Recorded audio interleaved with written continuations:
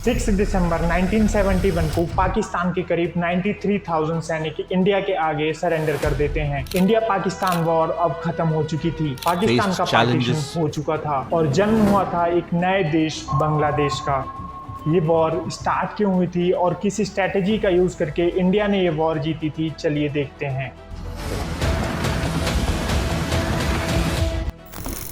पाकिस्तान का पार्टीशन तभी फिक्स हो गया था जब पाकिस्तान आज़ाद हुआ था। 1947 में पाकिस्तान दो हिस्सों से मिलकर बना था, ईस्ट पाकिस्तान और वेस्ट पाकिस्तान। इन दोनों के बीच की दूरी अराउंड 2000 किलोमीटर थी। ईस्ट पाकिस्तान की पॉपुलेशन वेस्ट पाकिस्तान से काफ़ी ज़्यादा थी, लेकिन पूरी पॉलिटिकल पावर वेस्ट पाकिस्तान के पास ही रहती थी। वेस्ट के लोग ईस्ट के लोगों का डिस्क्रिमिनेशन करते थे। वेस्ट में पॉपुलेशन कम थी, फिर भी बजट का 70% पार्ट वेस्ट के लिए यूज़ किया जाता था। ईस्ट और वेस्ट दोनों जगह मुस्लिम्स ही थे, लेकिन दोनों की लैंग्वेज बिल्कुल डिफरेंट थी। वेस्ट के लोग उर्दू ज़्यादा बोलते थे तो ईस्ट के लोग बंगालिश बोलते थे। 1948 में पाकिस्तान ने ईस्ट पाकिस्तान पर उर्दू को इम्पोज कर दिया, उर्दू को as a national language announce कर दिया। अगले 20 साल तक पाकिस्तान की सिचुएशन काफ़ी स्टेबल रहती है। 1969 में पाकिस्तान के प्रेसिडेंट थे याह्या खान। याह्या खान ने पाकिस्तान में इलेक्शंस करवाने के लिए कहा। Elections will take place.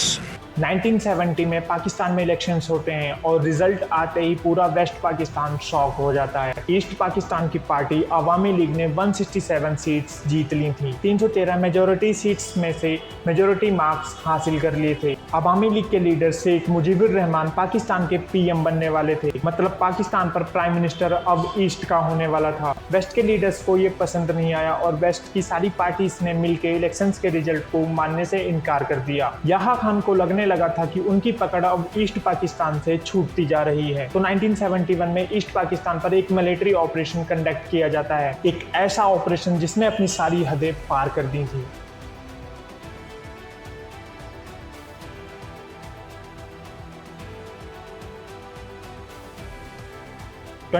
मार्च 1971 को शेख मुजीबुर रहमान को अरेस्ट करके वेस्ट पाकिस्तान भेज दिया जाता है और पाकिस्तान आर्मी ईस्ट पाकिस्तान में कत्लेआम करने लगती है। सिविलियंस के ऊपर अंधाधुंध फायरिंग की जाती है। अवामी लीग के लीडर्स को चुन चुन के मारा जाता है, जिसमें 30 लाख लोगों ने अपनी जान गंवा दी। ईस्ट पाकिस्तान ने ग्रुप बनाकर पाकिस्तान की आर्मी से लड़ना चालू कर दिया, जिसका नाम मुक्त वाहिनी रखा गया। मुक्त वाहिनी पाकिस्तान के एडवांस वेपन सिस्टम के सामने कुछ नहीं कर सकती थी। अवामी लीग के इंपॉर्टेंट लीडर्स बॉर्डर क्रॉस करके इंडिया गए और Indian prime minister Indira Gandhi से मुलाकात की, हेल्प के लिए रिक्वेस्ट की और कुछ ही समय में 1 करोड़ रिफ्यूजीज इंडिया आ चुके थे। इंडिया ने अपने बॉर्डर्स रिफ्यूजीज के लिए ओपन कर दिए थे, लेकिन इतने लोगों का खाना पीना और मेडिकल स्टेबिलिटी को मेंटेन रखना एक बड़ा टास्क था। इंडिया की इकोनॉमी अच्छी नहीं थी तो 5 पैसे पर रिफ्यूजी का टैक्स लगाना पड़ा। ये इतना बड़ा बर्डन था कि इंडिया की इकोनॉमी कोलैप्स भी हो सकती थी। इंदिरा गांधी इस क्राइसिस और रिफ्यूजीज के इस जेनोसाइड को रोकना चाहती थी। 1971 में Indira Gandhi army chief Manekshaw और मिनिस्टर्स की मीटिंग को बुलाती हैं। वो चाहती थी कि इंडिया पाकिस्तान की मिलिट्री पर अटैक करे,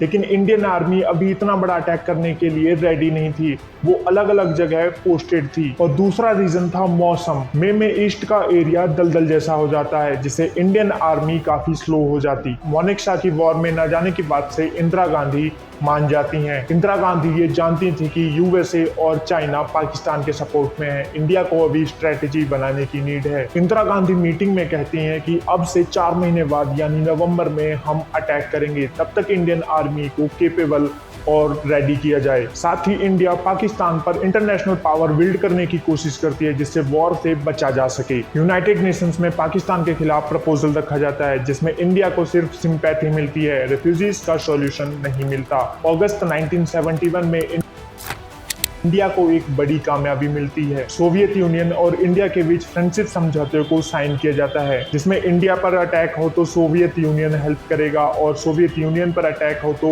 इंडिया हेल्प करेगा। नवंबर आ चुका था और इंडिया के पास सिर्फ एक ही रास्ता था, वॉर। पाकिस्तान ने ये जानकर ऑपरेशन जंगेज स्टार्ट कर दिया था और शाम 5:45 पर पाकिस्तान इंडिया के आगरा, पठानकोट और अमृतसर पर फाइटर जेट से बॉम्बिंग करता है, जिससे इंडिया को ज्यादा नुकसान तो नहीं होता है, पर इस अटैक के बाद इंडिया एक चैन की सांस लेता है, क्योंकि पहले अटैक के बाद पाकिस्तान ने अब वॉर की शुरुआत कर दी थी। रात 10:45 पर Indian army chief prime minister से परमिशन मांगते हैं। इंदिरा गांधी अग्री करती हैं। Indira Gandhi all India radio के थ्रू इमरजेंसी को अनाउंस करती हैं। Some hours ago, soon after 5:30 p.m. on the 3rd of December, Pakistan launched a full-scale war against us.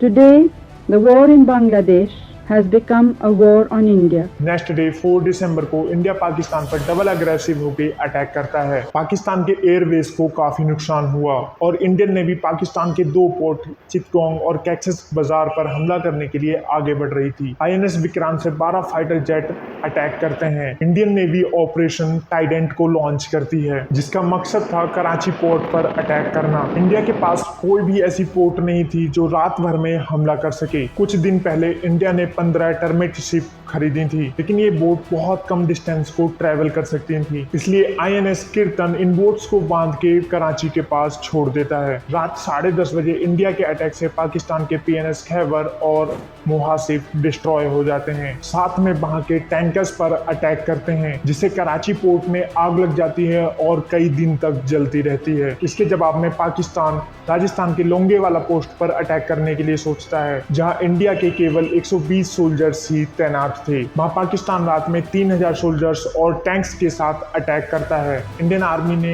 Air force से हेल्प मांगी, लेकिन जैसलमेर एयरवेज पर जो फाइटर जेट्स थे वो रात में केपेबल नहीं थे। इंडियन सोल्जर्स हैवी फायरिंग करते हैं, जिससे वहां के टैंक्स को काफी नुकसान तो नहीं पहुंचता है, लेकिन माइंस उनके टैंक्स को डिस्ट्रॉय कर देती है। पाकिस्तानियों को लगा कि लोंगेवाला में इंडिया के हजारों सैनिक हैं, जिससे वो उस अटैक को रात के लिए टाल देते हैं। सुबह जैसलमेर एयरवेज से एयरक्राफ्ट के जरिए हैवी बॉम्बिंग होती है, जिससे सारे टैंक्स डिस्ट्रॉय हो जाते हैं। 7 दिसंबर तक इंडिया ने ईस्ट पाकिस्तान में पकड़ बना ली थी। ईस्ट पाकिस्तान का मेजर टाउन जैसौर अब इंडिया के कब्जे में था। इस एयरवेज को इंडिया अपने लिए यूज करने वाली थी। बांग्लादेश को पूरी तरह कैप्चर करने के लिए ढाका को कैप्चर करना जरूरी था, क्योंकि ढाका कैपिटल था। नॉर्थ ईस्ट से आगे बढ़ रही इंडियन आर्मी ने कुछ दिनों में साइलेट तक कब्जा कर लिया और मेघना रिवर को पार करके ढाका को कैप्चर करना जरूरी था। लेकिन इनके बीच एक बड़ी प्रॉब्लम थी, आशुगंज। पाकिस्तान ने आशुगंज में एक बड़ी फोर्स लगा रखी थी, इसलिए वहां लेफ्टिनेंट जनरल सगत सिंह ने एक बड़ा फैसला लिया। इंडियन आर्मी ने अपने M14 जेट का यूज किया और 4000 सोल्जर्स को मेघना रिवर के पार एयरलिफ्ट कर दिया। आर्मी ढाका की तरफ आगे बढ़ रही थी। पाकिस्तान की आर्मी कोई एक्शन नहीं ले पाई। तभी वॉर में एंट्री होती है दुनिया के सबसे पावरफुल कंट्री USA की, यानी अमेरिका की। अमेरिका ने पाकिस्तान के सपोर्ट में अपनी नेवी की टास्क 74 को बंगाल की तरफ भेज दिया। इसमें वर्ल्ड की लार्जेस्ट एयरक्राफ्ट 8 नेवी शिप्स और न्यूक्लियर सबमरीन भी थी। यूके ने भी इंडिया के अगेंस्ट अपने एयरक्राफ्ट कैरियर और शिप्स को अरेबियन सी में भेज दिया। लेकिन हमारे पास भी एक दोस्त था।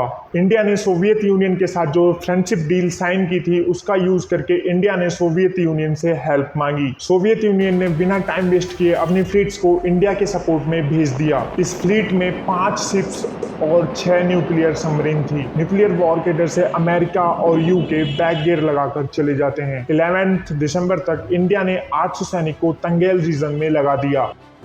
तंगेल रीजन नॉर्थ और ढाका के बीच का एक बड़ा बैरियर था। बहुत सारे डमीज भी जो इंडियन सोल्जर्स जैसे थे तंगेल रीजन में लगा दिए गए, ताकि पाकिस्तानी सोल्जर्स को लगे इंडियन आर्मी बहुत ज्यादा है, ताकि पाकिस्तानी सैनिक नॉर्थ से ढाका की तरफ नहीं जा पाए। 14 दिसंबर तक ढाका तक कैप्चर कर लिया गया था और इंडिया ने पाकिस्तान के आगे सरेंडर की डिमांड रखी थी। ऐसे में इंडिया को एक सीक्रेट इन्फॉर्मेशन मिली, जिसके अकॉर्डिंग पाकिस्तान के गवर्नर ढाका के गवर्नर हाउस में सीक्रेट मीटिंग करने वाले हैं। इस मीटिंग के दौरान विंग कमांडर विश्नोई 3 और MiG-21 से बिल्डिंग पर इंपैक्टफुल एयर स्ट्राइक करते हैं। पूरा गवर्नर हाउस धुआं हो गया था। गवर्नर भागकर अपनी जान बचाता है और अपना रेजिग्नेशन दे देता है। बिना गवर्नर के पाकिस्तान अब टूट चुका था। इंडियन आर्मी ने ढाका पर कैप्चर कर लिया था और इंडियन नेवी ने समुद्री रास्ता भी ब्लॉक कर दिया था। पाकिस्तानी सैनिक अपनी जान बचाने के लिए बिल्डिंग्स में छुपे हुए थे और इंडिया ने पाकिस्तान के आगे सरेंडर की डिमांड रखी। 16 दिसंबर को मेजर जनरल जैकब को पाकिस्तान से नेगोशिएट करने के लिए भेजा जाता है। Pakistan publicly surrender paper sign करता है। इंडियन आर्मी को गार्ड ऑफ ऑनर दिया जाता है और पाकिस्तान के करीब 93,000 सैनिक इंडिया के आगे सरेंडर कर देते हैं, जो कि वर्ल्ड वॉर 2 के बाद सबसे बड़ा सरेंडर था। बांग्लादेश अब आजाद हो चुका था